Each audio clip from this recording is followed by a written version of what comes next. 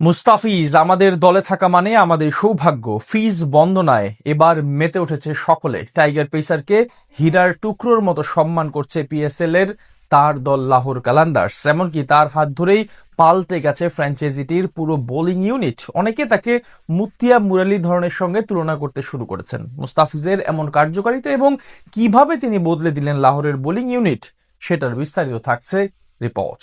একজন বোলার পুরো একটি দলের বোলিং ইউনিটের ভারসাম্য পরিবর্তন করে দিয়েছেন, আর সেই বোলারটার নাম মুস্তাফিজুর রহমান। হ্যাঁ, টাইগার পেসারের কারণে বদলে গেছে লাহোর কালান্দার্সের পুরো বোলিং শক্তিমত্তা। এমন একজন পেসার যে কোনো দলে থাকা মানেই তো তাদের জন্য সৌভাগ্য, যেটা অকপটে স্বীকার করে নিলেন লাহোরের সবচেয়ে পুরনো সদস্য হারিস রৌফ। পাওয়ার প্লেতে নতুন বলে, মিডল ওভারে রানের চাপ কমাতে কিংবা ডেথ ওভারে উইকেট তুলতে এবং ডট দিতে সব দিক থেকে সমান পারদর্শী মুস্তাফিজুর রহমান এবার পিএসএল এ সেটারই প্রমাণ দিয়েছেন নিজের প্রথম ম্যাচে। বর্তমান সময়ে 20 ওভারের ম্যাচে নিশ্চিতভাবে দুনিয়ার অন্যতম সেরা বোলার মুস্তাফিজুর রহমান। কিছুদিন আগে আইএল টি-20 লিগে দুবাই ক্যাপিটালসের হয়ে অসাধারণ পারফরমেন্স করার পাশাপাশি গেল বছর জাতীয় দলেও দুর্দান্ত নৈপুণ্য দেখান এই বামহাতি। বিশেষ করে তার ব্যাক অফ লেন্থের স্লোয়ার, কাটার এবং 100 থেকে 120 কিলোমিটার বেগের টার্ন করা ডেলিভারিগুলো যে কোনো ব্যাটারের জন্য এক প্রকার ধাঁধার মতো। আর এই হাতিয়ারগুলো ব্যবহার করেই তিনি বদলে দিয়েছেন লাহোরের বোলিং ইউনিটের শক্তিমত্তা। তার এমন ভেরিয়েশন দেখে লঙ্কান গ্রেট মুতিয়া মুরালীধরনের সাথে তুলনা করেছেন সাবেক পাকিস্তানি ক্রিকেটার ও ধারাভাষ্যকার রামিজ রাজা। তিনি বলেন, ফিজকে দেখে মনে হচ্ছে সে একজন বাঁহাতি মুতিয়া মুরালীধরন।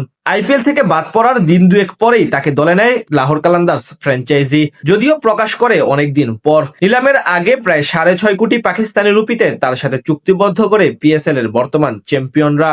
এবার আসলে বোলিং এর দিক থেকে সবচেয়ে শক্তিশালী লাহোর, বিশেষ করে পেস ডিপার্টমেন্টের দিক থেকে। তবে তাদের যেই 3 জন পেসার আছেন, শাহিন শাহ আফ্রিদি, হারিস রৌফ এবং ওবায়দ শাহ, তারা সবাই নতুন বলে গতির উপর নির্ভর করে বোলিং করেন। তার চেয়ে বড় কথা, এই 3 জনের একজনও স্লগ ওভারে বল করতে পারেন না। শাহিন শাহ আফ্রিদি কিংবা হারিস রৌফ দুজনই নতুন বলে ভালো করলেও শেষ 4 ওভারে প্রচুর রান খরচ করেন। তাই এদিক থেকে চিন্তিত ছিল ফ্র্যাঞ্চাইজিটি, যেটা দূর করতে কার্যকরী ভূমিকা রাখেন মুস্তাফিজ। তার আগমনে তাদের পাওয়ার প্লেতে 3য় ওভারের অপশন যেমন শক্তিশালী হয়েছে, তেমনি ডেথ ওভারের জন্য 12টি ডেলিভারির সমস্যার সমাধান হয়ে গেছে। এই যেমন সর্বশেষ ম্যাচে হায়দ্রাবাদ কিংসম্যানের বিপক্ষে 18 এবং 20তম ওভার মিলিয়ে মুস্তাফিজ খরচ করেছেন কেবল 10 রান, আর প্রথম 2 ওভারে দিয়েছেন মাত্র 9 রান। যখন দল চাপে পড়ে তখনই তার হাতে বল তুলে দিয়ে নির্ভর থাকতে পারেন অধিনায়ক। ঠিক এই কারণে এখন অনেকটা চাপমুক্ত আক্রমণ ভাগে পরিণত হয়েছে লাহোরের বোলিং ইউনিট। বলা চলে এক ফিজের কারণে তাদের সব পরিকল্পনা সঠিকভাবে আগাচ্ছে।